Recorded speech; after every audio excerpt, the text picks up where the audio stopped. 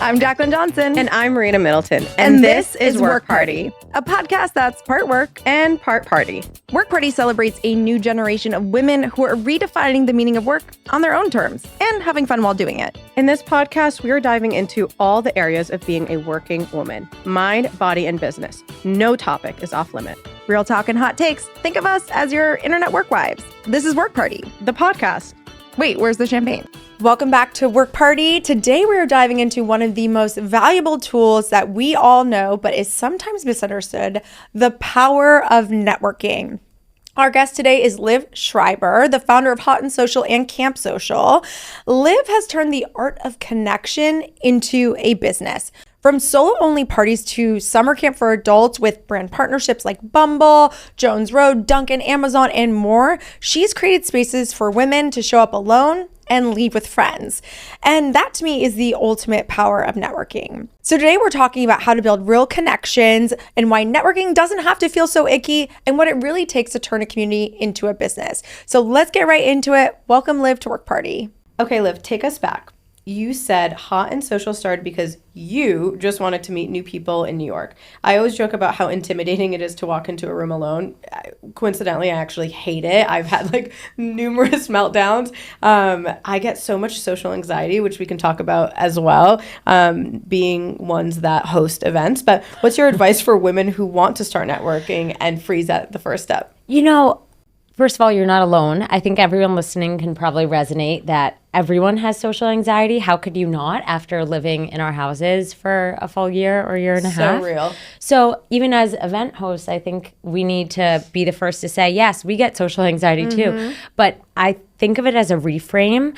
And if you ever get nervous next time, think of it as going solo instead of going alone. It's actually in my tagline, 99% arrive solo, 100% leave his friends. Because when you're doing something solo, it's reframed as something that's really exciting and empowering. Like, I'm going on a solo date. I'm going on a solo walk. And it's kind of like I'm choosing to be with me.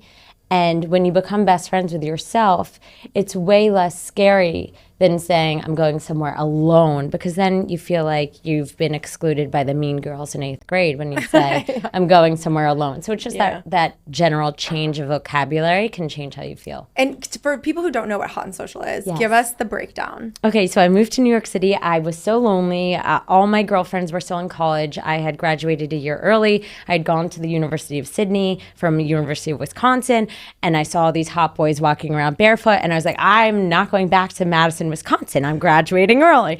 So I did that, but in doing so, I realized I had no friends here. And my parents had been here and they had been preaching my entire life about walking into a bar and meeting people from all different backgrounds from around the world. Like, New York City is this amazing, friendly melting pot. And then I get here and no one would look up from their phones. And I'm like, Mom, Dad, have you been lying to me my whole life? Because I could talk to a tree, but no one wants to talk to me. So I started an event series really for myself to meet new people. I didn't expect it to become anything, but the rule is 99% arrive solo, because then you don't have to babysit a friend either. And we don't talk about that enough. Like, when you bring friends with you somewhere, sometimes if they're introverted, you're then the babysitter and have to make sure they're comfortable and they're okay. So I just wanted a place where everyone would come in representing themselves. I love that so much. I also was like, it was funny you said about the solo versus alone. I saw this TikTok the other day where this woman was talking about how we've all been taught that, like, we're going to meet the love of our lives, but the reality is we are the love of our lives. Like, and really reframing that, like, I will always take myself on dates. I will always take myself on adventures. I will always get myself a little gifty here or there. But, like, I am the love of my life, and like, I need to act accordingly. And I think that's so special. But I totally agree with you. I think, like, your parents were really thinking about the 90s when they gave you that advice, because it was so true. In the 90s, what the hell else were you doing? You didn't have a phone. Right. You're at the bar. You're like, who's that? But now it's just like everyone's in their own little world. So you start this event series, but it really explodes. So tell us about how you kind of started thinking about it more as like a business and how that transition happened. You know, for the first year, I thought of it as just like, this is so much fun. and making money was a bonus. I ran a marketing agency and still do in the background. So I was like, oh, this is awesome. And then I started to feel like, when you introduce yourself and you don't resonate with who you're introducing yourself as. I don't know if you've ever had that happen to you, but when I used to work in real estate, I'd be like, hi, I'm Liv Schreiber and I'm in real estate. And my heart would sink as I was saying that because it just didn't make sense. Yeah. So finally, I was doing something that felt like it made sense. Like I was the founder of Hot and Social, and that to me resonated with my soul. I don't know if anyone else. You're like, I am hot and social, so yes, that does resonate. I love it. Like, just I love people. I've always, been the girl to not be in a clique and had like a million different friends around me. So it really started because ticket sales were popping off and events were selling out within 2 minutes. And then I thought, okay, this is just so much fun from beginning to end. It's a lot of work, but it's work I want to do. So when brands like Nutella and Amazon and Saucony started reaching out to me to reach my audience in an event space and not with me as an influencer, I knew that I had to start probably taking things a bit more seriously, and it was a real blessing. Yeah, that's awesome. And also it like just values the other people in the room. I feel like when you've experienced that too, also so real. Sometimes I walk in places, not as often anymore, but I'm like, how do I want to introduce myself? And I feel like a lot of founders do that. They really struggle with this concept of networking. Has there been a connection? Obviously, networking has changed the game for you, and your whole mission is to connect people together. So like, what was one big connection that like might have changed your trajectory? Oh, this one's easy. I mean, actually, there are a few. I have told the Sarah Blakely story on other podcasts, so I will actually give you a different one. Love.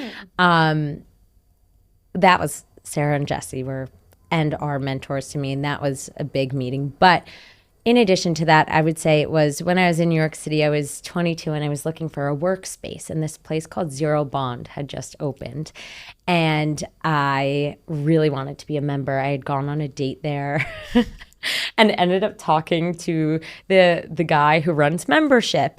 My date actually got up in the middle of the date to go to his car and left me at Zero Bond for like 30 minutes sitting by myself. Perfect. Yeah. And so this lovely guy walks over and he sits down in his place. He was single. I was single. We end up having like basically a mini date while I'm on this other date. I love this. And he goes, you know what? You should definitely apply for a membership here if they're brand new. I'm like, okay, great. My date comes back. I like don't want to talk to him. I want to talk to this other guy instead. Anyway, the head of membership and I end up becoming friends. And I go to walk in for my interview, and there's a man on the phone in the lobby. And I do what any kind Samaritan would do. I just extend my hand and I hold the elevator door so that once he's off his call, he can join me instead of me going up and leaving him in the dust, because I knew he was like about to get on the elevator. It was a very simple gesture, but we get upstairs. I say goodbye, have a nice day to the man who was on the cell phone, and I take my interview. After the interview, this is like when Zero Bond is brand new, it's popping off. They have thousands of people who want to get in. What's going to differentiate me from anyone else? They say, do you want to meet the founder? I say, oh my God, I would love to. They go, yeah, he's in for the day. And so I stand up to go meet the founder, and it was the guy I had held the elevator door for. When I get to the bottom of the elevator into the lobby, leaving the interview, they say to me, oh, you'll hear in a few weeks, maybe a month or two, if you've been accepted. I go to push the doors to leave Zero Bond, and I get an email, you've been accepted. Oh, because it just goes to show you really never know who anyone is around you. And to this day, I only live, breathe, work out of Zero Bond, and I have met some of my dearest clients and friends and brand partners just by being there. So amazing. It's so awesome. And I think, again, you start Hot and Social, it takes off, it gets a lot of momentum. And then you kind of peel back and say, like, what about friendship? And then you launch Camp Social. So tell us a little bit about what Camp Social is and how it came about. Oh my goodness. Guys, you have to come to Camp Social. I mean, I want to to. come so badly. Seriously. Our friend Ashley was there and she said it was amazing. Oh my goodness. Yeah. Ashley who? From Free Wines. Oh Yeah. my God. We did custom s'mores for Free So Wines. cute. I love Free Wines. I don't drink, so Oh, perfect. they're Yeah, there incredible. you go. Yeah. Shout out Ashley and Free Wines team. You're the best. We actually did a pool party with them in August. But anyway, so I went to sleepaway camp growing up, and I started spending all my summers as an adult in the Hamptons and at these other places in New York. Wherever people go to summer is where I go. And I realized that as women, we don't get to have fun the way we used to as kids. Yep. Having fun for us is getting a drink with our friends and putting on makeup and taking content. To me, that's work. Yeah. Okay? Yeah. It doesn't make I feel sense. the same. So I miss like belly laughing and just having no makeup on and curly hair and running into the lake with women from around the world. And that to me is sleepaway camp.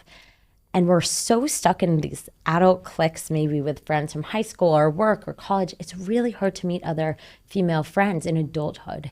And so I decided one summer to see if anyone would want to go back to sleepaway camp, because that's just what I wanted to exist. And you'll notice the theme with any of my success is I just create what I wish existed. I didn't expect any of this to turn into my livelihood. And to anyone who wants to start a business, I would say start with that intentionality. Like, what would you do if you had $10 million? What would you do? That, whatever you are thinking, isn't work. That's like your passion. And it makes work that much easier when you are obsessed with it. So anyway, I started a sleepaway camp for women.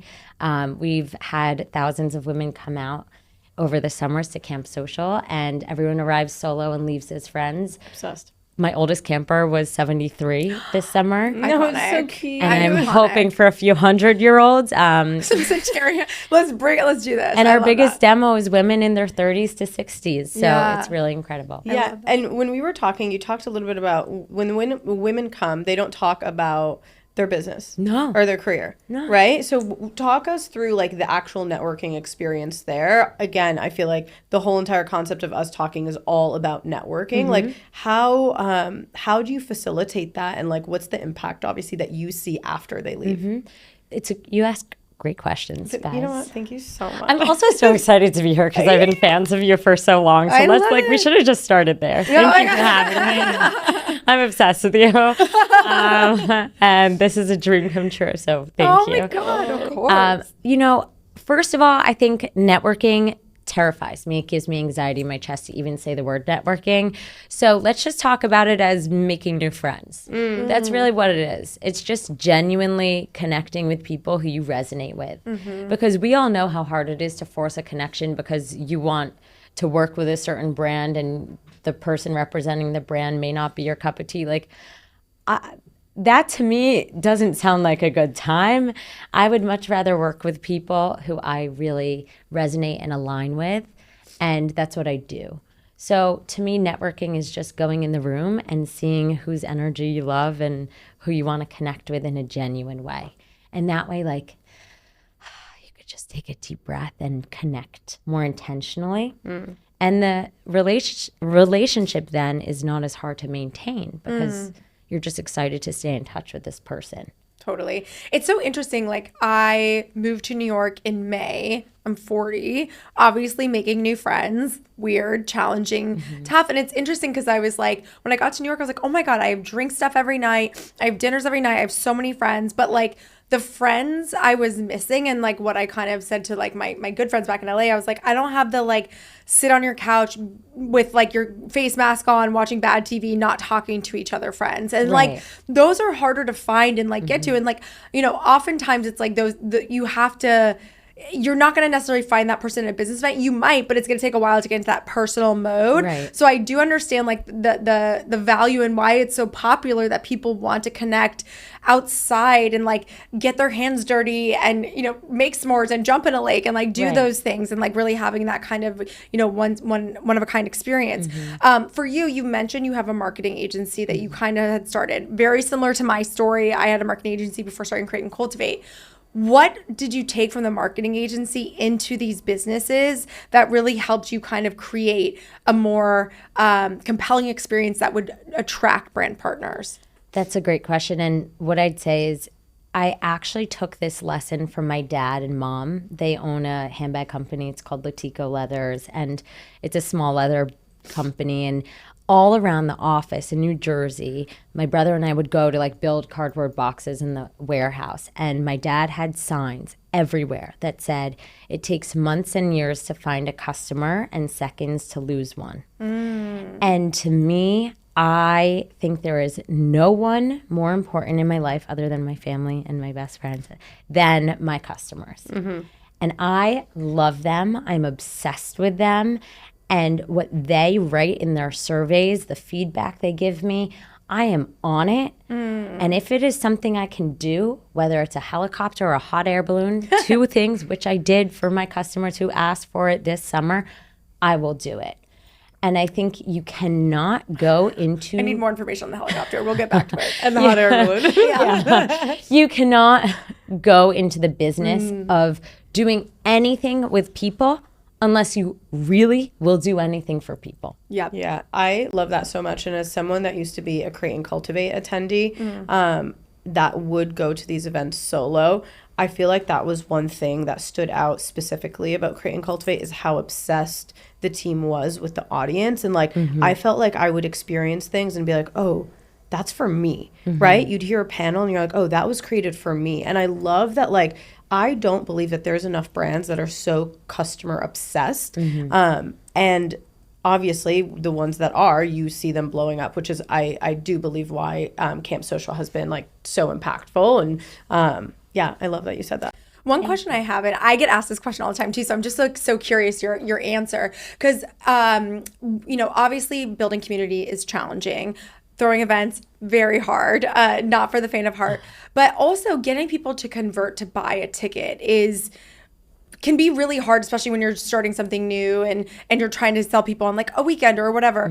What has been your strategy in terms of ticket sales? Like, do you think like it's been word of mouth? Like, what are your strongest marketing channels?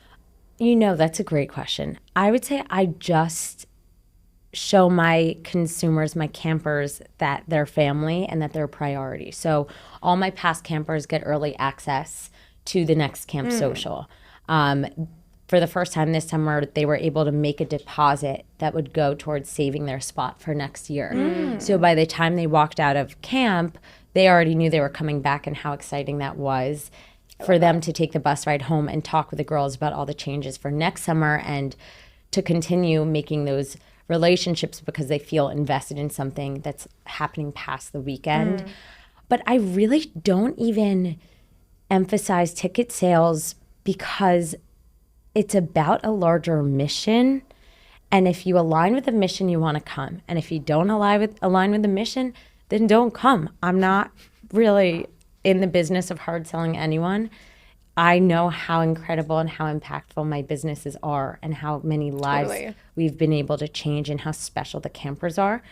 They really just kind of come because they want to come, and that's what's so beautiful about it. And in doing your first events, like I always tell the story of like the first Create and Cultivate ever, really like we ran out of water like 2 hours in. I like just was not prepared. I was like, I did not, you just like, you learn so much on the fly, especially in your first few events. Was there any like lessons you learned that you were like, oh, we'll never do that again, or definitely got to do this more? Every second I'm innovating and improving and taking notes and being my own worst critic because you have to be. If you are not there to grow and learn and innovate, then just like you might as well close shop because the landscape is always changing and people's demands are always increasing and they deserve the best service. So, I mean, everything from, oh my God, what did I innovated from one camp, we had 4 weeks and then we had another camp. Within that time, I brought on 5 new sponsors, one of them being Native Shoes. So we gave everyone a pair of shoes,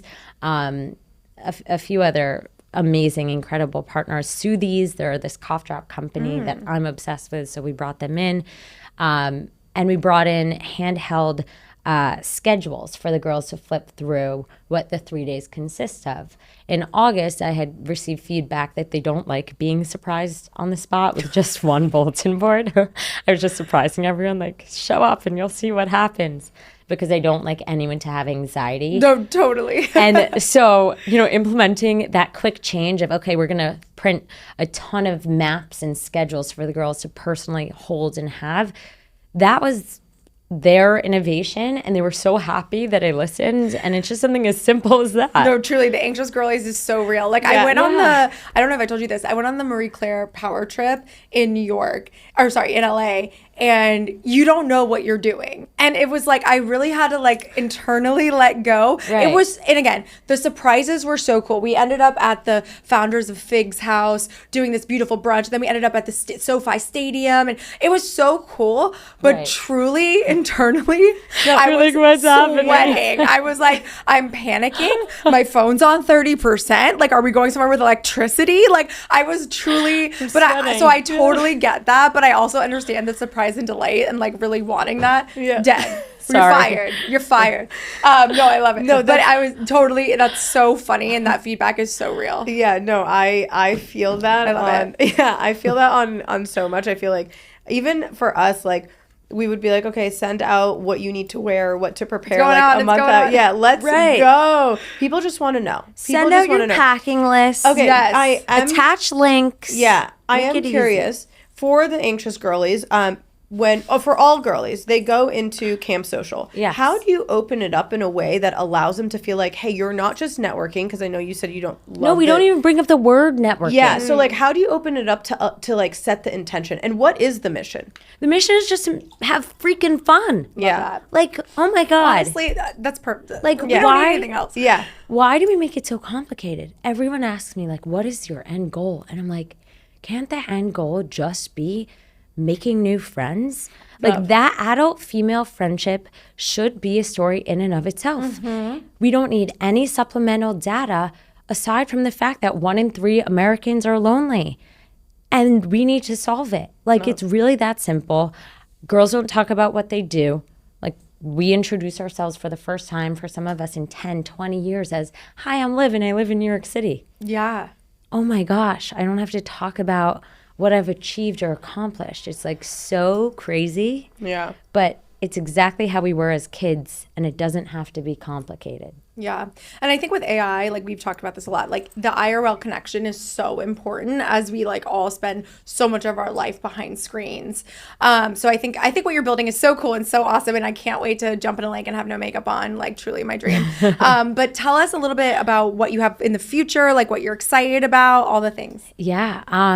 You know, we have so much to come. We have a Camp Social club coming up, so a little version of a membership club recurring week to week. We have hundreds of women in group chats where they can meet and connect with women in their cities throughout the country and the world. And then I'm just so excited because we have our hot and social events where men and women come solo and leave as friends or more. I love this. And then our Camp Social events that are coming soon too. What's the age range at the hot and social? Truly, age range is like whatever age you feel confident and young at heart in. Like, I can see, because really I can see, I have some girlies. that got to go to the hot and social event. Oh my God, and the guys last event were so cute. I just got married in August, and I like told I keep calling him my new husband. Your current husband, yes. Did you have an old one? I'm like, my new husband. What am I supposed to call him? My fresh meat husband. Yeah. He's fresh. Kyle, my new husband. I was like, oh my God, all the guys are so cute. And he's like, that's so exciting. That's great, honey. Yeah. I love that. But it's so important because dating is brutal. Yeah. It is a nightmare. But, you know, I just hope that people know when they come to Camp Social or Hot and Social that, like, the pressures are removed. Yes, that's nice. You can go to a dating event, and it's called a dating event, and you automatically, I see your face right now. When I bring up dating event, you're like, ugh. No, hate it. Or you could go to an event where everyone comes solo, and you just get to see what kind of connections you make and what happens. So if you happen to connect with the CEO of, you know, a company at my camp, that's because you genuinely just hit it off. Yeah. It's not because she was the CEO. So it's really refreshing. I love that so much. Well, we're so excited to have you here and so excited for, I think next time we see you is at Supper Club, which is our dinner that we're having in New York. And where can everyone find out more about Hot and Single, Camp Social, and the one and only Liv? You can find me at campsocial.com or Camp Social on Instagram, CAMP SOCIAL. You can find me at Hot and Social to come to our New York City events with men and women, HOTANDSOCIAL. You can find me, Liv Schreiber, at Liv Schreiber, LIVSCHREIBER. And we have a Hot and Single series if you're single, hot and single. Thank you guys so much for having me. You are such bright lights. I've looked up to you for so long, and I'm really so grateful. So thank you so much. Of course. And we definitely have to do a spelling bee at the next Camp Social. SIC. Thank you. Amazing. Thanks for listening to this episode of Work Party. If you like what you heard, follow, leave a review, rate the pod, or slide into our DMs. Check out the different ways you can create and cultivate on our website, createcultivate.com. From retreats and masterminds to our summits and festival. We have different experiences to support you through your entrepreneurial journey from launch to legacy. Follow us at Create Cultivate on all platforms, and don't forget, work hard. Party on. Please note that this episode may contain paid endorsements and advertisements for products and services. Individuals on the show may have a direct or indirect financial interest in products or services referred to in this episode.